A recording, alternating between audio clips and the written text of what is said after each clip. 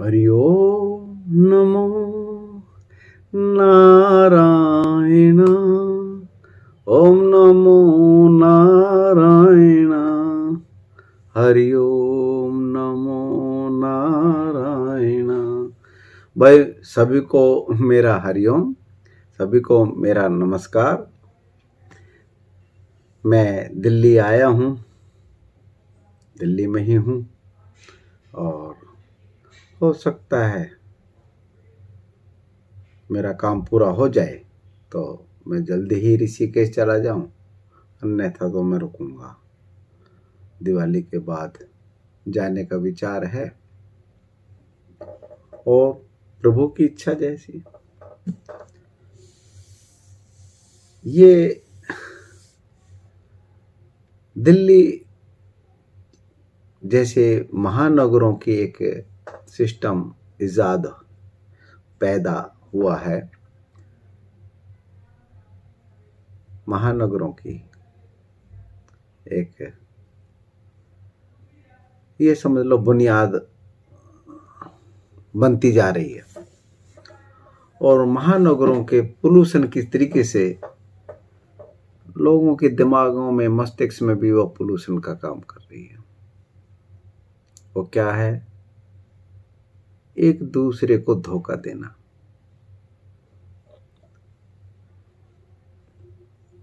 इंसान सोच लेता है कि मैं धोखा दे रहा हूं तो मुझे कोई नहीं देख रहा, कोई नहीं सुनेगा, कोई नहीं पकड़ेगा, जबकि ऐसा नहीं है। मैंने छोटी क्लास में एक पढ़ा था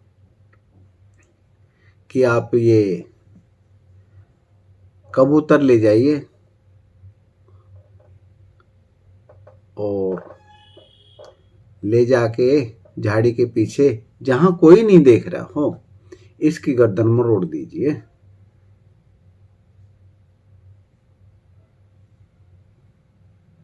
आप यह कार्य कर सकते हैं अगर आपको कोई नहीं देख रहा हो तो।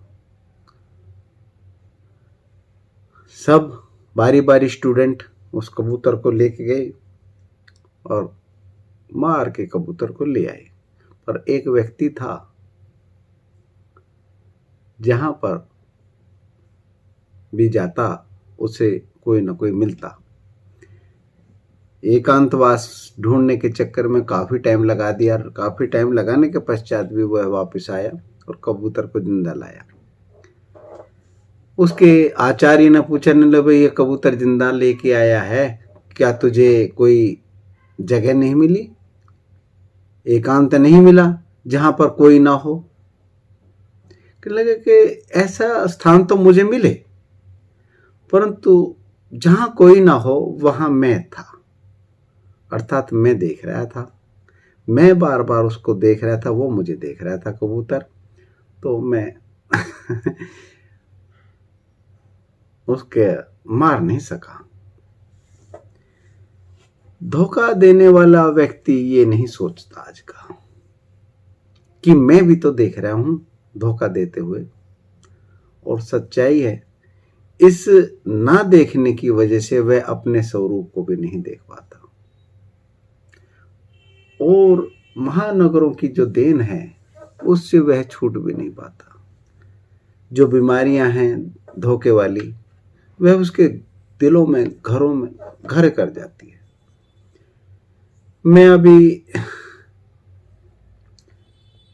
किन्हीं के नजदीक हूं और समाज से जुड़ा हुआ हूं, यहाँ पे उसी परिवेश से जहां पर मेरा जीवन यापन हुआ है। मैं बड़ा हुआ हूं, पला बड़ा हुआ हूं।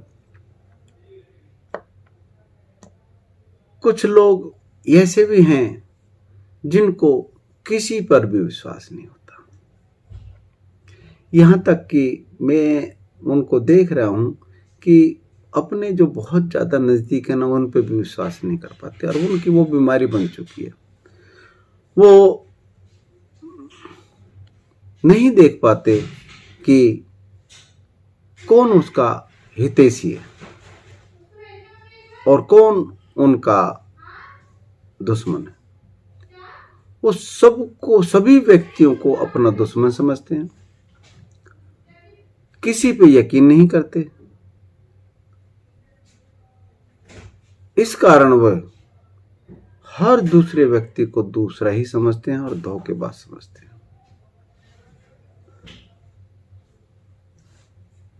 ये एक व्यक्ति विशेष की बात नहीं है, ये व्यक्ति एक विशेष की बात नहीं है, ये जीवन में लोगों ने धारण कर लिया है और उस वजह से वो खुद भी दुखी हैं।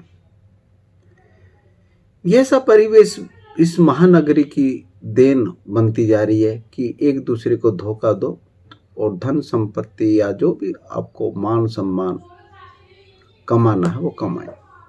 मैंने पिछले वीडियो में कहा था कि लक्ष्मी को कैसे कमाया जा सकता है।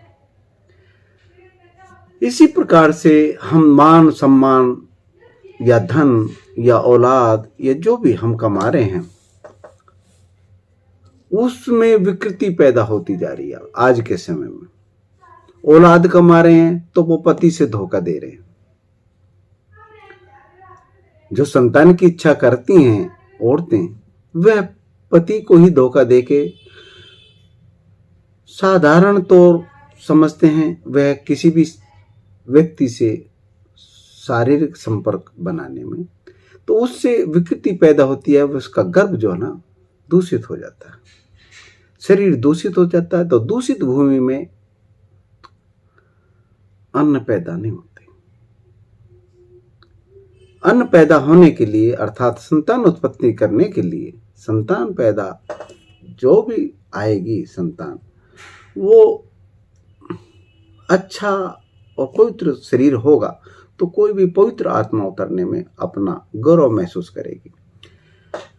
विकृति पैदा हो गई, शरीर का मिलन किसी से, पति किसी से मतलब अर्थात प्रेम किसी से, शादी किसी से और बच्चे किसी से, तो वो भूत प्रेत ही जन्म लेंगे और आगे जाके समय रहते के देखते देखते आप लोगों को दुखी भी करेंगे।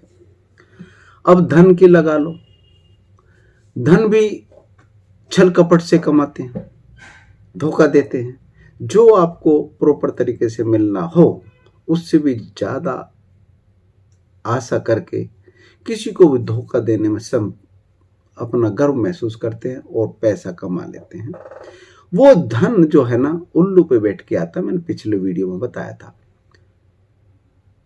वो धन आपके दुखदायी साबित होगा। जहां पे भी आप खर्च करेंगे, जहां पे 10 रुपए की आवश्यकता होगी वहां पे आपको 100 रुपए खर्च करना ही पड़ेगा और 100 रुपए में भी काम बन जाए ये भी गनीमत है। इसलिए धन भी दूषित हो जाता है। वो लक्ष्मी जो है उल्लू पर बैठकर आती है और उल्लू पर बैठकर ही निकाली जाती है। ईमानदारी से धन कमाया हुआ 10 रुपए की जहां जरूरत पड़ती है वहां पर आपको 2 रुपए में ही काम चल जाएगा। ये ईमानदारी का है। लक्ष्मी सरस्वती जी के साथ आती है तो ज्ञान भी साथ लाती हैं और गणेश जी का साथ रहता है तो बुद्धि का विशाल होना स्वाभाविक है। गणेश जी का सर बड़ा है ना, तो और पेट भी बड़ा है, तो तर्क कुतर्क यानी कि उनका जो वाहन है वो तर्क करने में और सक्षम है। तो गणेश जी के साथ आने से तर्क की बुद्धि जो है वो तीव्र हो जाती है, सूक्ष्म हो जाती है, तो आप गलत तरीके से धन कमा ही नहीं सकते। तो कहने का यही है कि धन आए तो गणेश जी के साथ आए और संतान आए तो छल कपट ना आए, पति से धोखा ना दें और संतान अच्छी, और जो श्राद्ध में हम पूजते हैं उसके बाद धन की और संतान की इच्छा रख के हम संसर्ग में जाते हैं तो वहां पर देवताओं को उतरना संभव हो जाता है। अब आ गया मान सम्मान की बात। मान सम्मान कमाने के लिए भी धोखे तरीके से लोगों को बहकाया जाता है, फुसलाया जाता है कि मैं फलाना बाबा जी हूँ, मैं फलाना हूँ, मैं फलाना हूँ, मैं फलाना नेताजी हूँ, मेरे पास इतनी धन संपत्ति है, मेरे पीछे इतने गार्ड काम करते हैं, मेरे पास इतने मकान हैं, इतने आडंबर, वो दिखाने की कोशिश करते हैं और वो मान पाने की इच्छा रखते हैं। तो वो जो धोखे पे लोग बाग मान कमाते हैं, उसको एक उदाहरण के तौर पर मैं बताता हूँ कि अग्नि का हमेशा सम्मान करते हैं हम, जोत में भी जलाते हैं, जठराग्नि भी होती है, हमारी आंखों में, हमारे शरीर में जगह जगह वो व्याप्त होती है, परंतु एक जगह और अग्नि को दूषित करते हैं, जैसे बीड़ी सिगरेट। तो आपने देखा होगा बीड़ी सिगरेट जो पीने वाले होता है वो एक्स्ट्रा में बुझाते हैं, गलत जगह बुझाते हैं, उसको जमीन में डाल के और वो पैरों से बुझाई जाती है, वो अग्नि दूषित होगी ना संपर्क से। तो इसी प्रकार से जो मान सम्मान है, अगर धोखे से कमाया गया है तो वो आपको मान सम्मान प्रॉपर तरीके से आपको मिल ही नहीं पाएगा। इसलिए महत्वपूर्ण है आप जो भी कमा रहे हैं वो बेहतर तरीके से, अच्छी भावना से कमाया जाए। अगर मान सम्मान भी कमाया जाए तो धोखे से ना कमाया जाए, क्योंकि धोखे से जो भी कमाया गया है उसकी गति दूषित हो जाती है। झूठ बोल के व्यवहार ना बनाए जाए।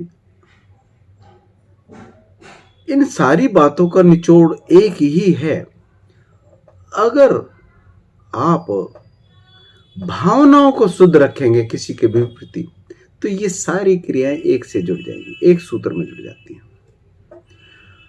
अगर भावनाओं को शुद्ध रखेंगे तो धन की ज्यादा आसक्ति नहीं होती, थोड़े में ही काम चलेगा। संतान उत्पत्ति करने के साधन इसलिए बनेंगे कि अपने जो जीवन साथी है उसी से ही संसर्ग में जाएंगे, गर्भ दूषित नहीं होगा, शरीर दूषित नहीं होगा, तो पवित्र आत्मा उतरना संभव हो जाती है। मैंने देखा है आजकल के योग में कि कई कई साल हो जाते हैं संतान उत्पत्ति नहीं होती। उसका क्या कारण है? और वो कहते हैं बहुत से, तो हम तो किसी ऐसे के योग में भी नहीं गए जिसकी वजह से आप दूषित कह सकते हैं कि यह शरीर दूषित हो गया। तो कई जन्मांतर से यह शरीर मिलता आया, हो सकता है पिछले जन्म से। हाँ, ये नहीं है कि शुद्ध नहीं किया जा सकता, शुद्ध किया जा सकता है। हमारे पास ऋषियों ने बहुत से अच्छे साधन बताए हैं। धन को भी शुद्ध किया जा सकता है। बाई दिव्य गलती से ऐसा कोई धोखेधड़ी से आ भी गया है धन, तो उसको भी शुद्ध किया जा सकता है, हमारे पास साधन है। परंतु आज के पाखंडवाद में ब्राह्मणों ने, बाबाओं ने धन शुद्ध करने के दूसरे तरीके बता दिए हैं कि यहाँ पे दान कर दो आपका शुद्ध हो जाएगा, वहां पे दान कर दो आपका शुद्ध हो जाएगा। इस तरीके से धन शुद्ध नहीं होते, और धन से भी हाथ धो बैठते हैं आप लोग। तो फिर वो आप पाखंडवाद को देखकर आपकी श्रद्धा भी खत्म हो जाती है, प्रेम भी खत्म हो जाता है, विश्वास भी खत्म हो जाता है।